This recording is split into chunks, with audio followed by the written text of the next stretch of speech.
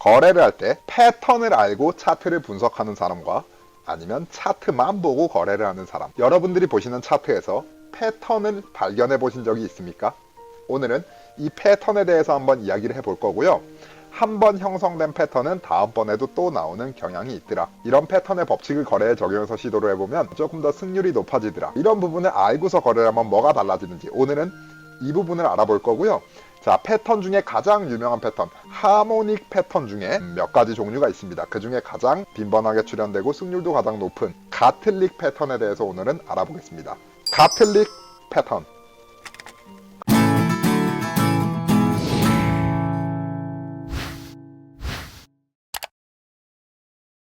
가틀리 패턴이라는 거는 하롤드 맥킨리 가틀리라는 1930년대 중반에 트레이더 겸 주식 컨설턴트로 아주 명성을 날렸던 그런 인물에 의해서 발명이 된 거고요. 실제로 거래를 하다 보니 캔들 차트 간의 일종의 패턴이 형성이 되더라. 패턴을 통해서 다음번 거래에도 적용을 해보는, 그랬더니 승률이 높아지더라.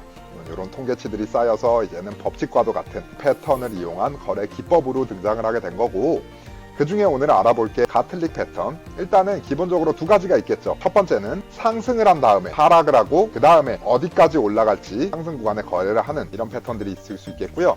다음에는 이제 반대로 하락을 한 이후에 상승을 해서 보합을 이루고 그 다음 다시 하락을 할 때 거래를 하는 이런 패턴이 있을 수가 있겠습니다. 자, 그런데 이렇게 하락 상승 하락 또는 상승 하락 상승 같은 경우는 이거는 너무나 빈번히 출현되고 변수가 너무 많기 때문에, 자, 그래서 패턴이라 볼 수 없고 최소한 5개의 지점이 확인이 됐을 때 그거를 바로 우리가 가틀리 패턴, XABCD 패턴이라고도 얘기를 하고요. 그런 지점들이 확인이 됐을 때 이게 바로 패턴이 형성이 됐구나. 자, 그러면 그걸 가지고 나는 거래를 어떻게 하는지 이렇게 한번 알아보도록 하겠습니다.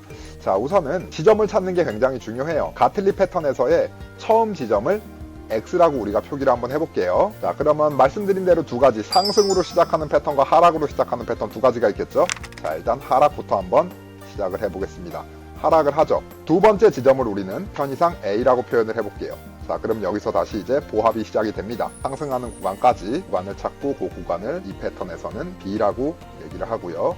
자, 다음에 B 지점을 찍고 다시 내려오죠. 새로운 지점 C를 기록을 합니다. 다시 상승을 하게 되겠고, 말씀드린 상승의 지점까지가 바로 패턴에서는 마지막 D 지점이라고 얘기를 해요. 이렇게 5개의 포인트가 확인이 되셔야지 패턴이라고 보는 거예요. 우리는 한두 개의 포인트 가지고 패턴이라 볼 수는 없고, 이 5개의 포인트, X부터 시작해서 A, B, C, D까지 약간 W 모양의 패턴으로 이제 볼 수가 있겠고, 이걸 바로 가틀리 패턴 중에 W 하락 패턴이라고 얘기를 합니다. 하락부터 시작을 하죠. 보합을 이루고 마지막 B 지점에서 여기가 바로 이 패턴을 확인한 이후에 진입 타점이 되는 거예요. 우리는 거래를 할 때 이 가틀리 패턴, W 하락 패턴이 확인된 다음에는 D 지점에서 거래를 시작을 합니다. D 지점에서 진입해서 하락 구간에 거래를 하는 거예요. 어디까지 하락을 할지는 또 다른 변수들이 작용을 하겠지만, 어쨌든 이 가틀리 패턴, W 하락 패턴을 사용해서 내가 거래를 할 때는 진입 타점이 바로 D 구간이라는 거,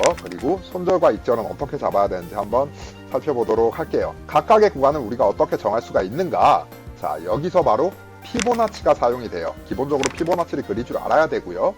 자, X 지점부터 A 지점까지 피보나치를 그립니다. 우선은 B 지점을 우리가 어떻게 찾아야 되느냐, X에서 A까지 피보나치를 이어주고요. 구간의 61.8% 구간, 0.618 구간을 초과하고, 여기 보이시나요? 이 선 0.618 구간, 거기를 초과하고 786까지는 닿지 않는, 한마디로 요 사이 구간대에 놓여 있는 거예요. B 지점이 요 사이 구간대 보이시죠? 618 구간 초과, 7186까지는 닿지 않고 요 구간대에 위치한 지점을 B 지점이라고 정의를 내리고요. B 지점까지 찾았어요. 그러면 이제 B에서 다시 하락을 합니다. C 지점은 우리가 어떻게 찾냐? 똑같이 피보나치를 그리는데 이번엔 구간이 A 구간부터 B 구간까지의 피보나치를 그려주는 거예요. C 지점의 피보나치는 AB 구간의 61.8% 구간, 요 선 보이시나요? 61.8%. 이거보다 선을 뚫고 내려가더라도 78.6 라인에서는 벗어나면 안 되는 요 사이 구간대에 어딘가에 C 지점이 위치해 있으면 이거를 패턴에서의 C 지점이라 정의를 할 수 있겠어요. 자, 다음에 X, A, B, C까지 다 찾았어요. 자, 그러면 마지막으로 D 지점은 C 지점에서 이제 다시 반등을 해서 올라옵니다. 자, 그럼 D 지점은 어떻게 정의를 내릴 수가 있겠느냐? 애시당초 우리가 그렸던 X 지점과 A 지점, 여기서 피보나치 있잖아요. 거기 지점에서 아까 처음에 기억나시나요? 요 61.8% 라인과 78.6 사이에 B지점 찾았던 거. 자, 이번에는 같은 라인에서 78.6 라인, 여기가 바로 D지점이라고 보는 거예요. 이런 식으로 앞쪽의 구간은, 앞쪽의 요 골짜기는 좀 크고 뒤쪽은 좀 작아지는 이런 패턴이 바로 W 하락 가틀리 패턴이라 부릅니다. 여기까지 확인이 됐다 그러면 이게 바로 패턴이 형성이 됐다라고 보고 우리는 D지점에서 바로 거래를 시작을 합니다. D지점 라인, 여기에서 바로 진입을 하는 거예요. 그래서 실제로 내가 거래를 D지점에서 셀을 잡고 이게 어디까지 내려갈지는 여기에서부터 이 패턴의 통계치와 이 패턴의 법칙으로 손절과 익절 라인을 잡아보는 거죠. 손절 라인과 익절 라인은 어떻게 잡는다? 여기서부터가 중요합니다. 실제로 거래는 어떻게 적용하는지. D지점에서 진입을 했어요. 자, 그 다음에 손절을 잡을 때는 마지막으로 피보나치를 한 번 더 잡아주시는 거예요. A지점과 D지점의 피보나치를 잡아서 첫 번째 나의 타겟, 목표가라 그러죠. 요 이익 실현가는 피보나치 지금 보이시나요? 첫 번째 나의 목표 가격은 A와 D 사이의 피보나치에서 38.2 구간 있죠. 0.382 구간 라인. 요 라인입니다. 요 라인. D에서 내가 셀을 잡아서 여기까지 이 구간에 거래를 하는 거예요. 셀 잡아서. 여기에 1차적으로 입결을 걸어 놓을 수 있겠죠. 여기가 1차 목표가입니다. 자, 다음에 2차 목표가는 하락 추세가 강하다 싶으면 2차 목표가는 현재 A지점과 D지점의 피보나치에서 61.8 라인, 요 라인까지 하락세가 이어갈 거다라고 해서 2차 목표가는 61.8 라인에 잡아놓을 수가 있겠고, 자, 이 구간 동안에 나는 셀 진입을 해서 구간의 이득을 보는 거예요. 자, 그러면 실제로는 만약에 내가 D 라인에서 이렇게 진입을 했다. 첫 번째 타겟 아까 38.2 라인이라 그랬죠? 1차 목표가 지금 한 현재의 유달의 호가로만 놓고 보면은 31.8핍 정도 나와요. 0.003118 정도. 30핍 이상을 1차 목표가로 지정을 할 수 있겠고, 자, 2차 목표가 몇이라 그랬어요? 61.8 라인. 자, 보시면은 대략 한 50핍 이상 되죠. 52.7핍, 0.00527.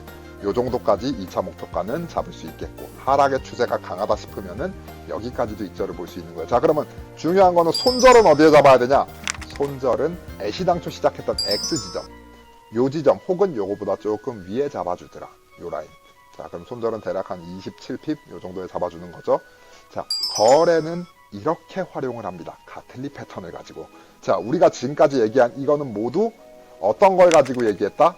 가틀리 패턴에서 W 모양의 하락 추세, 하락 패턴을 가지고 얘기를 한 거예요. 자, 그러면 상승 패턴 가지고 한번 얘기를 해볼게요.